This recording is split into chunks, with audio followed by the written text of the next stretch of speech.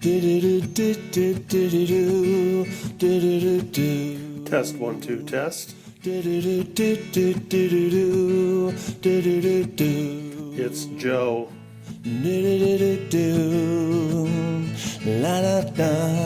Let's go.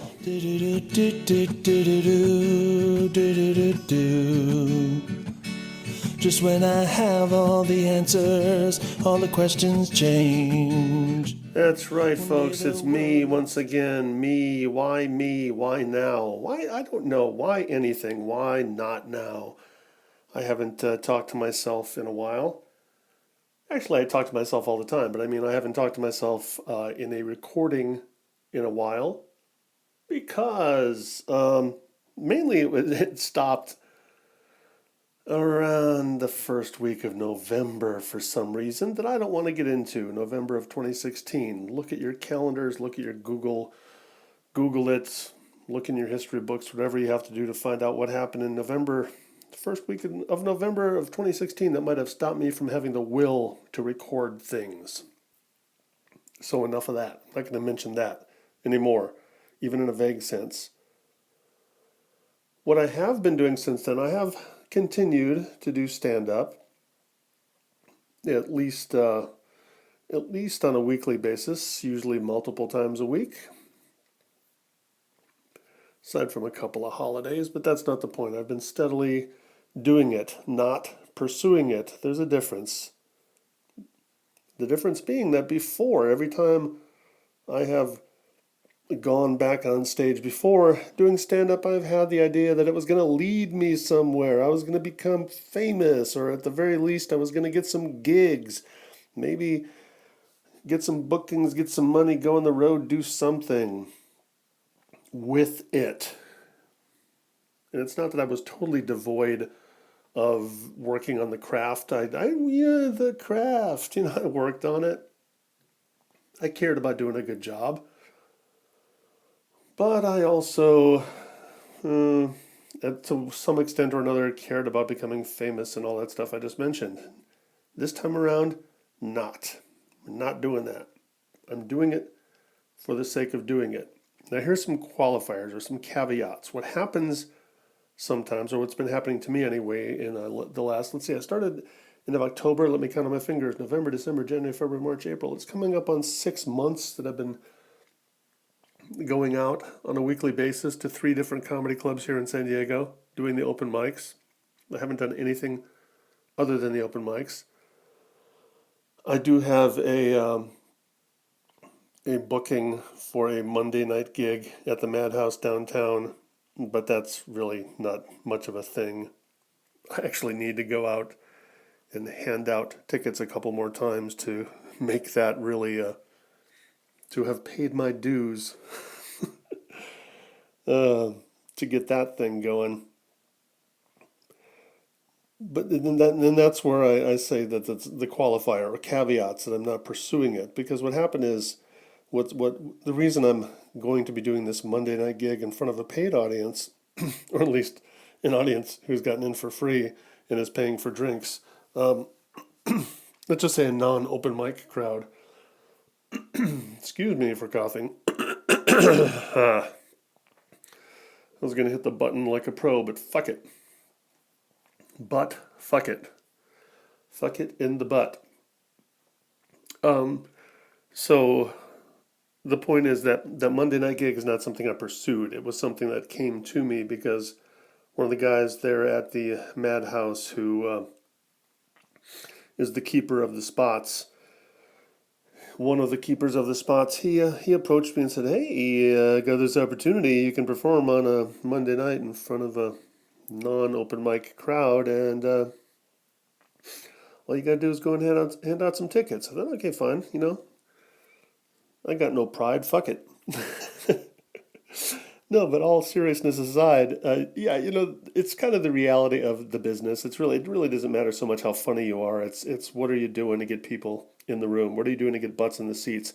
And as I learned from watching Lamont Ferguson work his ass off, doing this monthly show that he produces, it doesn't matter how long you've been doing it. This guy's been headlining for years. He's been doing stand-up for over 30 years. He's been headlining for a good portion of that, and he's still out there hitting the pavement and promoting. And when the show on show night, even though he's a he's the guy, he's the guy running the show. He's also, did I mention he's a headliner? He's in the ticket booth. He's selling tickets. He's doing whatever he's got to do. So uh, that's not the problem.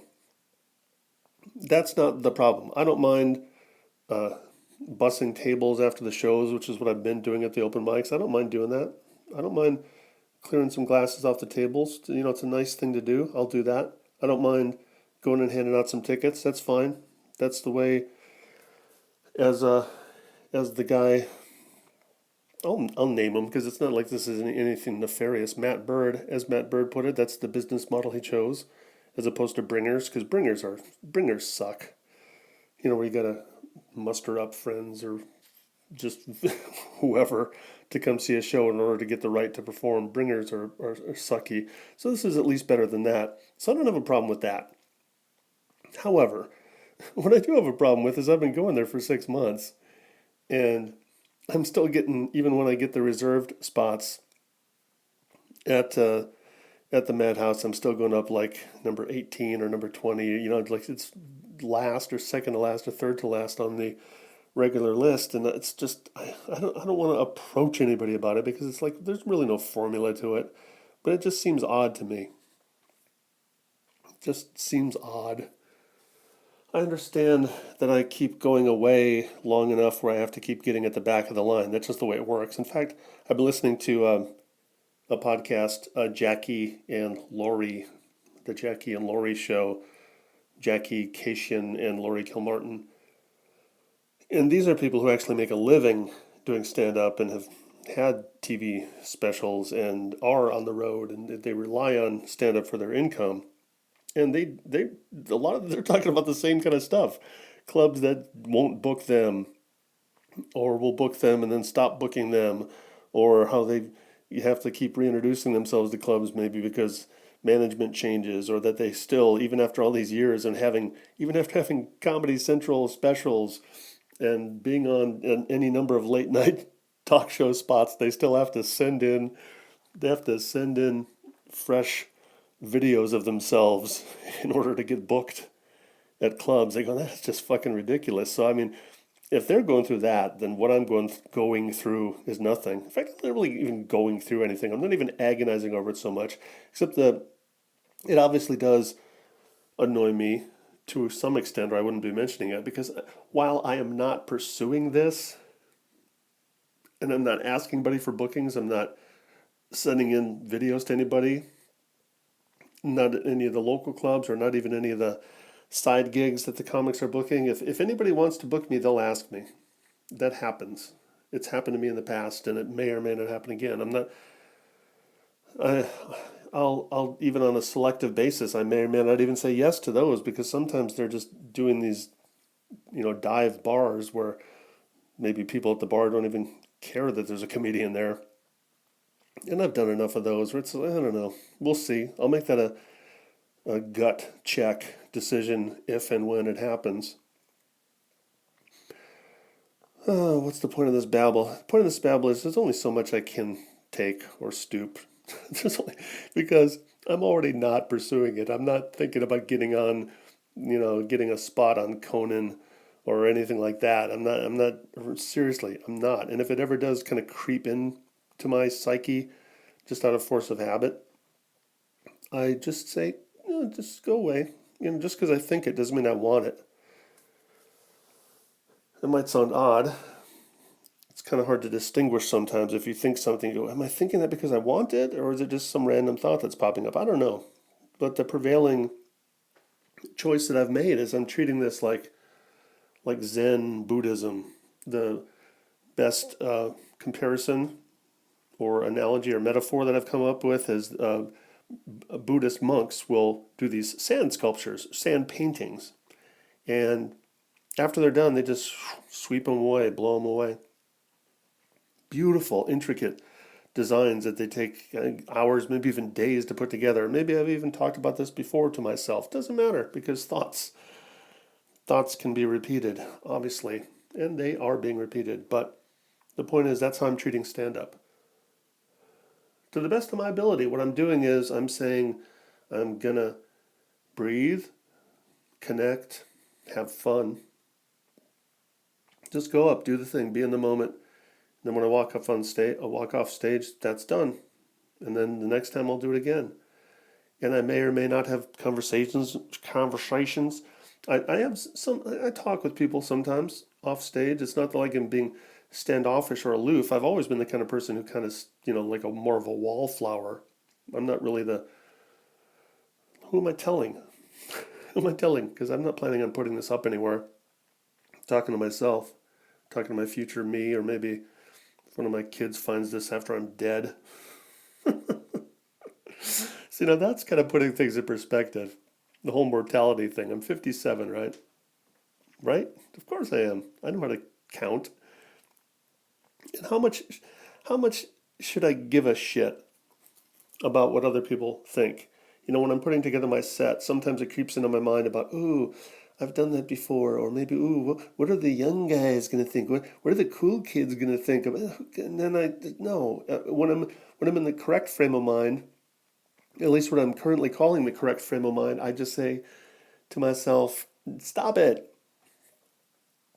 I'm doing this for whatever reason, for my own reasons. This is my journey.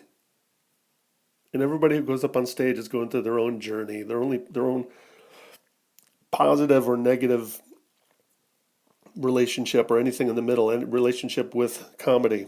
And there's something popped into my mind just now about this guy who has only been going to the Madhouse for a month, or maybe some other clubs too, but he's basically getting up there and being Lenny Bruce, a young guy, probably 20, if that. And he's got this real, like, hey, fuck the world, fuck, it's just, whatever. If it's the only reason I'm even bringing this guy up is because at some point when he was up there late and not getting any laughs, and then he started lashing out at the handful of us that were still there, right? The comics who were in the room, because all the non-comics had left. So he starts saying, yeah, look at you guys out there, you comics. You're not gonna laugh because you're just like you're too cool, or you're just so much for being supportive or whatever. It's like I don't know what this guy's trip is. I don't know what he's going through, but the nerve of you little fucker. Listen, you little fucker. The fact that I'm even sitting in this audience is because I am supportive. And if you were being funny, I'd laugh. I laugh throughout the evening. I laugh all the way to the bitter fucking end if somebody's funny. And if you were paying attention and didn't have your head up your own ass, you would notice that. But of course, you got your head up your own ass because you've only been doing stand up for a month. You think that's anything? No, I'm not bitter. But come on, seriously, man. He's on his journey. He's going to do his own little head trip. The fact that I even let some of the poison rub off on me is, it's because I'm a human, so it's going to happen. But in the whole grand scheme of things, dude, either you're going to become the next Lenny Bruce and you're going to become a brilliant political comic, or you're just going to disappear off the face of the planet. I don't know. I don't care. I really don't.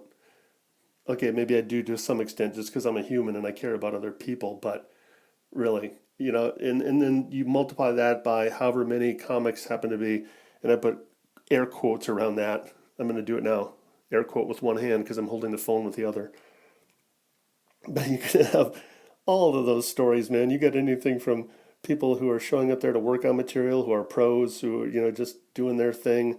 And then sometimes I even see that just get derailed. I saw this guy go up there the other night who had headlined earlier in the evening at another club, and then he showed up to the open mic, and he didn't even do his time, man. They gave him the first spot. He went up there, he bailed. He didn't even get the light.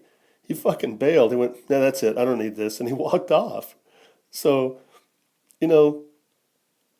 there's all of that. There's a guy who's a fucking headliner who couldn't stand it, who couldn't do the open mic. There's a guy who's been doing it for a month who's pissed off because the handful of us who were left weren't laughing at his lameness. He just does this thing where he's like sitting on a stool and being all. It reminded me of, oh God, what's the name of the character? Fred Armisen did on Saturday Night Live. Nicholas Fane, that's the character. The guy just reads the newspaper, goes, look, reads a headline from the newspaper. Oh yeah, look, U.S. warships headed to North Korea. What? What's what? You know, that's pretty much his act. Sitting there on the stool, you know, crouched over with his elbow on his knee, like in the sipping from his drink, literally. He's got his drink up there, sipping from his drink, and then being all thoughtful. It's like, okay, fine, if that's your tone, if that's what you're doing, fine. But oh God, I'm spending way too much time talking about him. It's just the whole spectrum of things that other people are doing. And what I'm really trying to do by talking about him is cleanse myself of that. To go, it's not about him. My journey, oh my God, I'm using that word again, but my reasons for being there have nothing to do with him or with anybody else. It has to do with it that I like getting up on stage. I like the buzz. I like the rush. I don't do drugs or alcohol anymore, so what else am I going to do, right? I don't want to jump out of an airplane. This happens to be the current choice for an adrenaline rush, and it gives me something to think about throughout the week when I don't want to think about work or when I'm tired of playing Zelda. I can write jokes. What I've generally been doing, though, I haven't been writing jokes so much as it's just I'm kind of letting them come to me. When anything comes to me, then I jot it down. I'm not sitting down and forcing myself to write jokes. I'm trying this thing that I know I have mentioned when I've talked about this in the process and what I'm doing this time is just making it more organic. And when I feel like doing it, I'm going to do it. And when I don't feel like doing it, I won't. In fact, that's what brought me here right now, because I'm looking at the time. It is 1947. It's 7:47 p.m. So I started talking at about 7:30. And the reason I started talking to myself here in recorded fashion is because in a parallel universe, I'm at the Comedy Store. I had called earlier today for a spot, and I didn't get one. And when you don't get a spot at the Comedy Store, this is the way it works at the store and the Madhouse. When you don't get a spot, you still have the option of going in and signing up for the alt list, which means you will get in. You'll get to do your time. You'll get to do 3 minutes if there's time. If time is, if time remains. And I just didn't feel like doing that tonight. I've done it before. It's fine. And just like with the handing out tickets thing, I don't think I'm over that or I'm too good for that or it's beneath me or something. It's not that. But today I just felt, you know what? I just don't want to. I didn't get a spot, so I'm not going to go and rush there to wait in line to try to jockey my way in front of some other people who I'm guessing want it more than I do, who want and or need the stage time more than I do. I just thought, nah, I'm just gonna stay home, hang out with Jordan, relax, get that time back in my life. Just stay home. A year ago, that's all I did. It was. I was just looking at a video from YouTube that I did from about a year ago. It's before I started going back and doing stand up, but when I had gone to see Karen Montowski perform in Carlsbad. I don't know if that's the first show I went to see at the Carlsbad Village Theater, but it was one of the first. I made such a big deal out of it because I did a little video mini series. It turned out to be maybe 5 or 6 episodes of called Out of the House. I'd been spending so much time in the house that at some point in the video I even said it reminded me of Charlie and the Chocolate Factory and the old people, the old bedridden people. That's pretty much what my life had become because I worked from home. I really had only been going to Ralph's just to get food and then coming back home. And then every couple of weeks taking Jordan to Kaiser to get a shot. Aside from that, man, I was staying home. So that's another good thing about doing stand-up is it's gotten me out of the house a few times a week. And I'm interacting with people. I'm interacting with audience members. And even though, like I said, I'm still pretty much the wallflower I've always been, I'm having some conversations with the other comics. And even better yet, sometimes with a couple of non-comics just who hanging out in the lobby or outside of the club. It's been nice. I like that. Connecting with people. It's nice. It reminds me, I don't know, it reminds me that there's other people in the world, I guess. it's nice to get out. So there's that. So it's not all about the stand-ups. Some of it's just about getting out, just getting out and about, stimulating myself in a way that maybe isn't I can't totally do just by sitting around the house all day. But am I coming to an end here? I don't know. I guess, like I said, really the main reason I sat down is I just wanted to talk about the parallel universe thing because I'm looking at 7:51 now. So I may have, if I had gone and gotten on the alt list, I might be going up now or in a few minutes, or I might not be getting a spot at all. But I'd be sitting there at my old homestead.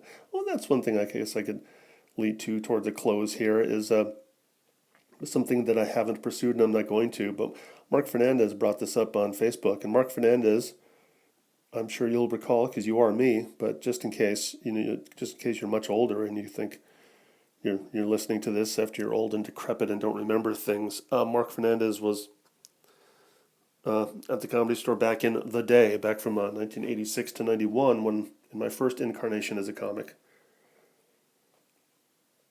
And Mark had posted a comment on Facebook when I'd made a mention of, because I at least check in. I check in on Facebook at all the open mics I go to, and he posted something there saying, What do you mean you don't get a spot? You should get a spot whenever you want to. Hashtag legacy."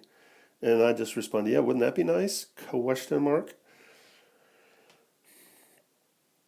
And I thought about that before, but you know what? If they are not going to offer, because it's not like it's not known.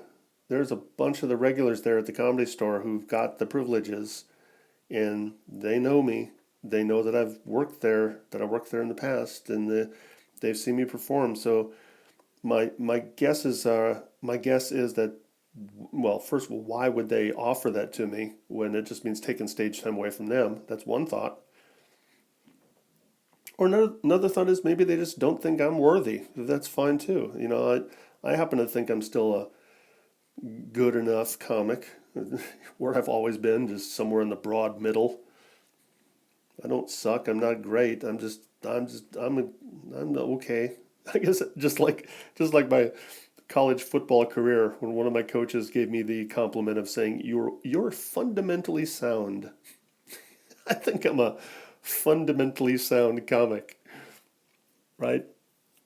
But when Mark mentioned that, I thought, yeah, that would be nice. Wouldn't it be nice if I just had the privileges to call in, because I did live there. I did live and breathe that place.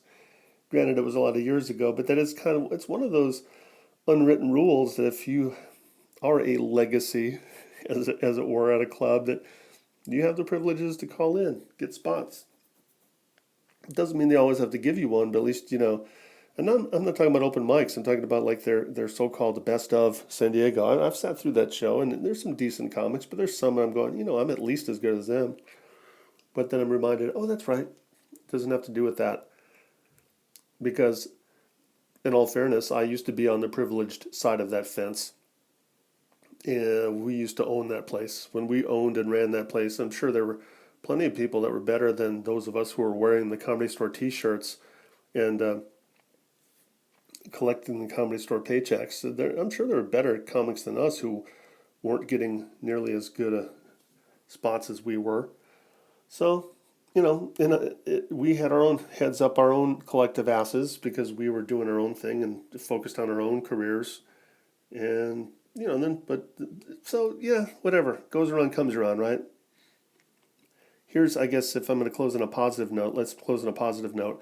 If I do just keep going with this whole Zen Buddhist thing, doing it when I feel like it, because that's tonight, like I said, I could have just as easily gone to the store. In fact, there's still time for me to head out to Madhouse if I wanted to, because Madhouse has open mic 7 nights a week, but I just don't feel like it, so I'm not going to.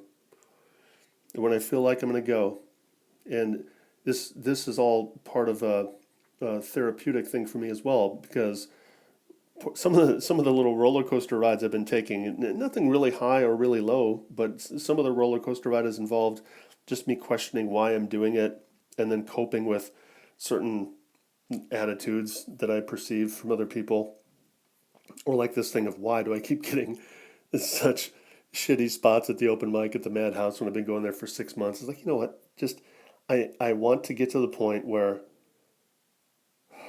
purposely stopping here, where I truly don't care, where that really doesn't matter, where I don't feel the need to do this, to vent. Even it's kind of, is it venting?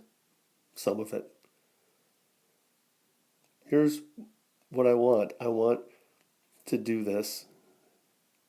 I have been doing this. I'll do it when I feel like doing it. Not going to push myself. And when I don't feel like doing it, I'm not going to do it. Okay, so far so good. But when it comes to any thoughts about what spot I'm getting, it doesn't matter. Doesn't matter. I'm going to keep doing it. I mean, nobody's going to dissuade me. Nobody's going to stop me from doing this by continuously giving me bad spots that they may or may not have a reason. Maybe it is totally random. But I don't think so.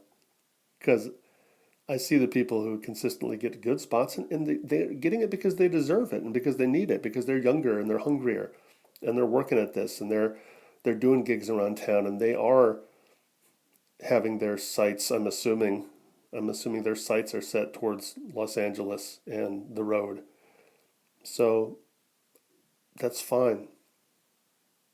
But now I'm kind of paying lip service to that's fine because I'm still not perfect. And perfection is a tough thing, but okay, maybe let's not use the word perfect, but still, that's what I'm striving towards. Doesn't matter what spot I get.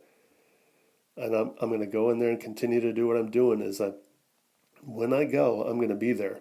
Not just when I'm on stage, but also be there for the other comics. I'm an audience member. I'm not one of the comics that's hanging out in the back talking. I'm down in the pit.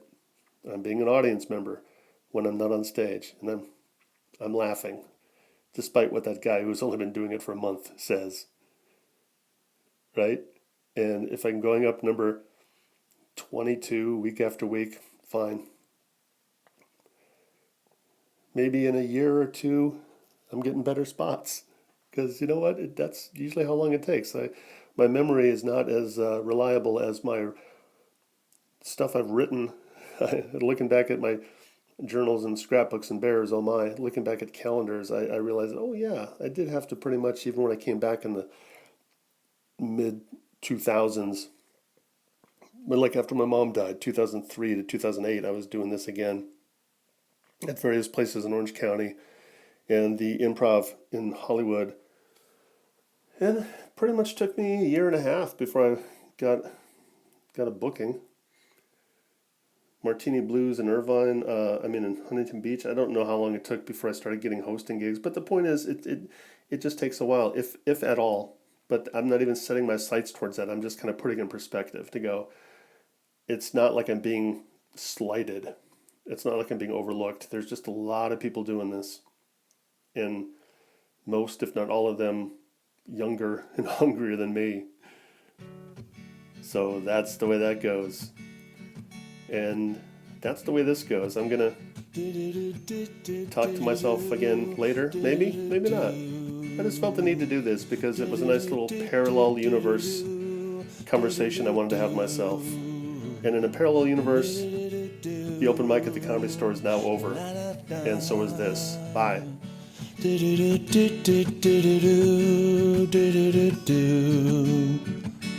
Just when I have all the answers, all the questions change.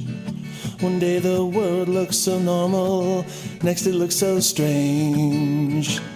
Looking over the ocean on a sunny day.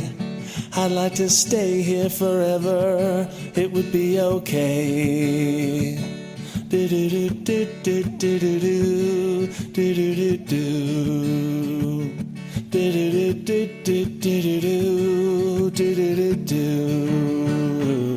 La da da da da, la da da. Do do do do do do do do do do. Life will continue to change.